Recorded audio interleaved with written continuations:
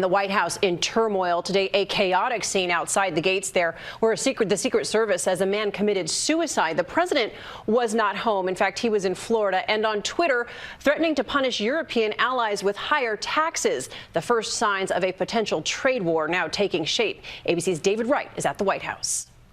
This afternoon, this chaotic scene outside the White House. Shots fired. It turned out to be a suicide. The shots fired by the man under that sheet.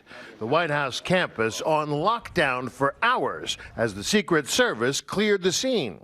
The president wasn't even there for all the commotion. Tonight, he arrived back from Florida, venting against the media. Mainstream media in U.S. is being mocked all over the world, he tweeted earlier.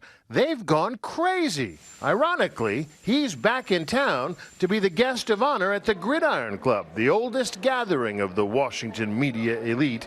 Traditionally, the president gets roasted at the Gridiron's annual white tie dinner, and tonight there's plenty of new material. The White House staff in turmoil. The president's policy priorities changing by the day. I've never seen a White House in more disarray, with more internal conflicts, with more changes in direction so abruptly and so quickly. Just this week, President Trump sent mixed messages on gun control and threatened a trade war, vowing to impose steep tariffs on steel and aluminum imports. It hasn't helped that some of the president's closest aides are under fire as well. Son-in-law Jared Kushner facing intense scrutiny over possible financial conflicts of interest. And Chief of Staff John Kelly still struggling with the timeline of former Staff Secretary Rob Porter's resignation.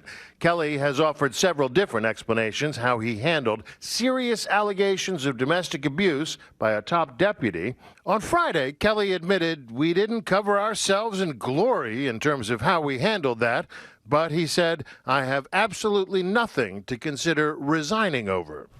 Okay, and David Wright joins us now from the White House. That tweet there that you were talking about from the president today, David, taking aim at European car makers, many viewing this as the first sign a trade war could be coming.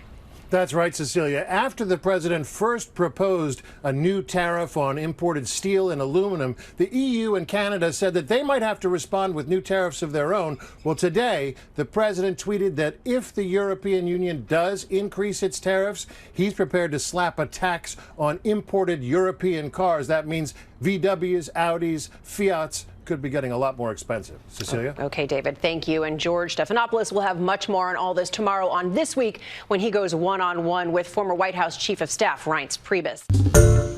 Hi, everyone. George Stephanopoulos here. Thanks for checking out the ABC News YouTube channel. If you'd like to get more videos, show highlights, and watch live event coverage, click on the right over here to subscribe to our channel. And don't forget to download the ABC News app for breaking news alerts. Thanks for watching.